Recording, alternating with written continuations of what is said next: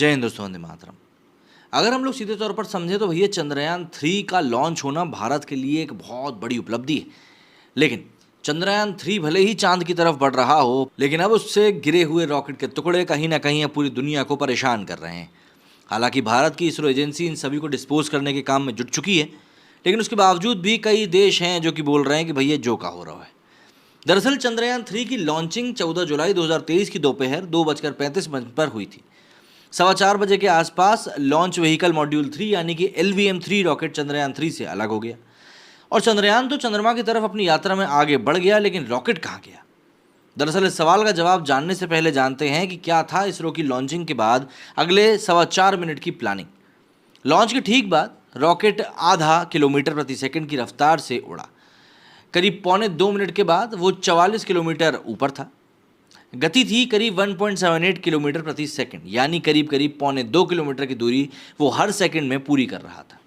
अगले 14 मिनट तक गति बढ़ती रही और आखिरी समय जब रॉकेट ने चंद्रयान 3 को उसकी करीब करीब 189 किलोमीटर की ऊंचाई के ऑर्बिट में छोड़ा, तब रॉकेट की गति थी करीब 10.25 किलोमीटर प्रति सेकंड। LVM-3 रॉकेट ने अपना काम पूरा कर दिया था। वो चंद्रयान 3 को उसकी तय कक्षा में पहुंचा चुका था। चंद्रयान 3 तो अपनी आगे की यात्रा के लिए निकल गया, पर रॉकेट कहाँ गए, बड़ा सवाल है।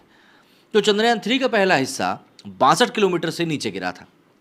दरअसल चंद्रयान 3 को लेकर जाने वाले रॉकेट का पहला हिस्सा जो धरती पर गिरा, वो है उस रॉकेट के निचले हिस्से में किनारों की तरफ लगे स्ट्रैप-ऑन्स। इसे इसरो के नाम दिया था कि S200। ये रॉकेट से करीब 2 मिनट 7 सेकंड के बाद 62.17 किलोमीटर पर अलग हुए। उस समय तक रॉकेट मुड़ना शुरू हो चुका था। स्ट्रैप ऑन की लंबाई करीब 26 मीटर होती है। आप रॉकेट के लॉन्च वीडियोस में इसको अलग होते देख सकते हैं। यह हिस्सा कारमान लाइन के नीचे रॉकेट से अलग हुआ, यानी कि 100 किलोमीटर की ऊंचाई से नीचे ही। और इसके मायने ये होते हैं कि स्ट्रैप ऑन्स बंगाल की खाड़ी में ही कहीं गिरे होंगे, जिन्हें जल्दी ही नौसेना या भारतीय तटरक्षक बल खोज लेगी। दूसरे हिस्से का सेपरेशन हुआ करीब 114 किलोमीटर के आसपास। ये रॉकेट का सबसे ऊपरी हिस्सा होता है, जिसके अंदर चंद्रयान 3 रखा था। इसे कहते हैं पेलोड फेयरिंग, मतलब कि PLF सेपरेशन। यानी अब चंद्रयान 3 रॉकेट के कोर स्टेज L110 के साथ अंतरिक्ष यात्रा कर रहा है, लेकिन उसके ऊपर हीट शील्ड की कवरेज नहीं है।